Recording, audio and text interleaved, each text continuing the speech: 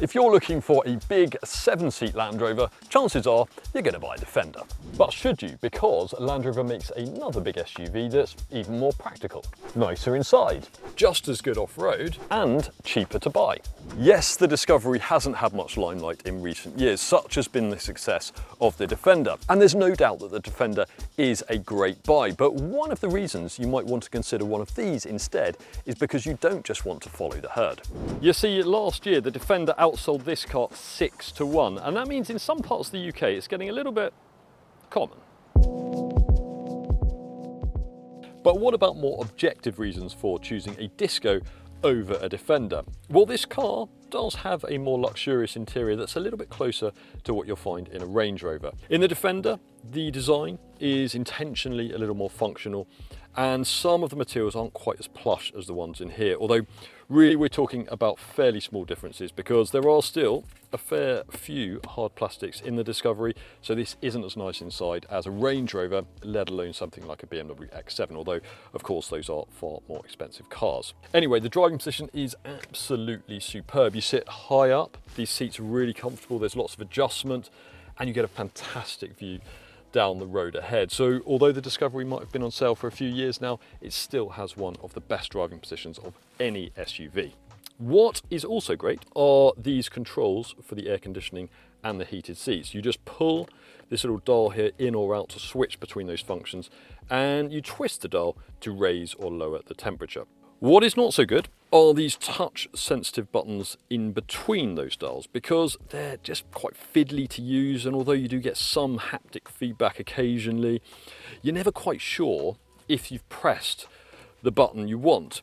So you have to rely on the light behind coming on to know that you've actually activated that function. And frankly, it would just have been better if these things had never been invented. There was nothing wrong with good old-fashioned physical buttons. In an ideal world, we would also prefer a rotary dial for controlling the infotainment system, like you get on a BMW X5 or X7, but most modern SUVs these days rely on touchscreen only systems, and this one is effectively the same system that you'll find in most other Land Rovers. So it's reasonably easy to get to grips with, and it controls all of your navigation and your smartphone mirroring functions. And also, if you're taking your Discovery off the beaten track, then you've got lots of off-road information on here as well. You might have noticed there is a button just below the infotainment screen there. And if I press that, then this air conditioning panel folds out the way to reveal a hidden cubby behind, which is useful for keeping your wallet or your phone out of sight. Underneath that, there is a wireless phone charging pad and another tray. Plus, next to the gear lever here, there are two enormous cup holders. But that's not all, because you can actually slide those out of the way to reveal another enormous cubby underneath for keeping more stuff out of sight. So that is really, really useful. Under the central armrest here, it might look as though there is no storage at all, but actually under this little flap here, there is actually a fridge, so I can keep a can of drink cool. And the Discovery has not one, but two glove boxes. The one at the top here is accessed by pressing a button on the dashboard, and that can be pulled down, although annoyingly it does want to flip back up again automatically. The one underneath is opened by pulling that lever there, and that does stay open, so that's really, really useful. And on top of that, the door bins in the Discovery are absolutely huge. So when it comes to storage in the Discovery, you are really, really well catered for. Now, the second row seats are perfectly roomy. This is a wide car after all, so you can fit 3 adults side by side here fairly easily, especially given that there's only a very small hump on the floor in the middle. And also, headroom is very good. Even if I sit bolt upright, my head isn't anywhere near the ceiling. So that's all very good. Perhaps surprisingly though, there is more knee room in some other big 7-seat SUVs like the Audi Q7 and the Volvo XC90. This seat in front is set up for my driving position. I'm just over 6 feet tall, and as you can see, not a huge amount of clearance in front of my knees there. And that is with these seats slid as far back as they'll go. But the reason for that is because space on the third row here is absolutely fantastic. There is more legroom than in a Q7, an XC90 or even a Defender 110, and not much less than what you'll find in a Defender 130 or a BMW X7. And even headroom is really good too, as was the case on the second row. If I sit bolt upright, my head isn't quite touching the ceiling. And you can also fold these middle row seats forward electronically, although you do have to give them a bit of a shove to get out again.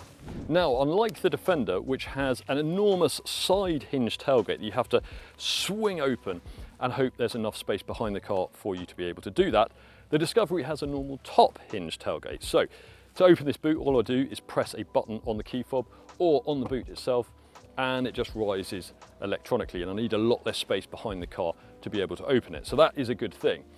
With all 7 seats in use, the boot is pretty tiny. As you can see, larger SUVs like the Defender 130 and the BMW X7 have more luggage space when you're carrying 7 people. But if I fold down these third row seats, then the boot becomes absolutely huge. And if you go for Metropolitan Edition, which is the range topping trim, or you pay extra, you can have electrically folding third row seats. But frankly, we wouldn't bother because they do take quite a while to rise and fold away again. And really, it's just easier to do the job yourself. If you fold down the second row seats as well, then the Discovery essentially becomes a small van. Now, the latest version does not have a split tailgate, but if you're wondering what this contraption is here, well, it effectively serves the same purpose, because if I press a button on the wall of the boot there, then this board folds down electronically, and that becomes a handy perch for me to put on my wellies. Now, this car has the D300 engine, which is a 6-cylinder diesel, and it's really smooth, it pulls well from low revs, and really it offers all the performance you're going to want in a big SUV like this. But Land Rover has actually taken that engine off sale, so you can't order it at the moment. And we're not entirely sure if it's coming back, because it won't be that long, probably 2026, before an all-new Discovery 6 arrives. So if you want a Discovery at the moment, then it will have the D350 engine. That's the same basic 6-cylinder diesel, it just has a bit more power, and it also means the price has gone up too. And what about prices? Well, like for like, with the same D350 engine in both cars, the Discovery is actually slightly cheaper than a Defender 110, and you get 7 seats as standard on this car, whereas you have to pay extra for them on the Defender.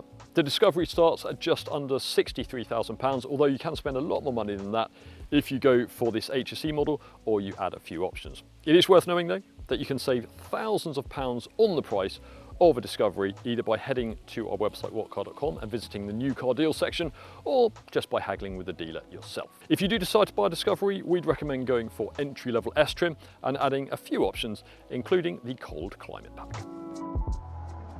But back to the way the Discovery drives, and this does feel like a big, heavy car on the road, even by SUV standards. So this isn't as agile as an Audi Q7 or a BMW X7. It actually handles much more like a Defender. And that means there's quite a lot of body roll through corners and not a huge amount of grip either. On the whole though, this does have a comfortable ride. It isn't quite as smooth as the best versions of the Q7 or X7, but it is certainly more comfortable than a Mercedes GLE. And although this isn't as quiet on the motorway as the best luxury SUVs, it is still a pleasant thing to waft around in, as long as you aren't in a hurry. There are, though, very few SUVs that are as good as this off-road. This is only scratching the surface of what this car can do, but we have tested the Discovery properly off-road against other 4x4s, and you can watch that video by clicking the link up there at the top. So overall, the Discovery might be a bit long in the tooth and is no longer a class leader, but if you're looking for a car that can carry around 7 adults in comfort and you don't want to fork out for a Defender 130 or a BMW X7, then this is still well worth a look. Thanks for watching this video. If you've enjoyed it, please do give it a like. If you want to watch another one, click up there, and to read our full detailed written review of the Discovery, click there.